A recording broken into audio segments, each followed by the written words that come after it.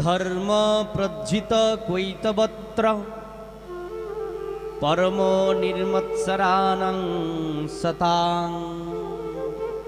এই সুন্দর মনোহর শ্রীমদ্ ভাগবত শাস্ত্রে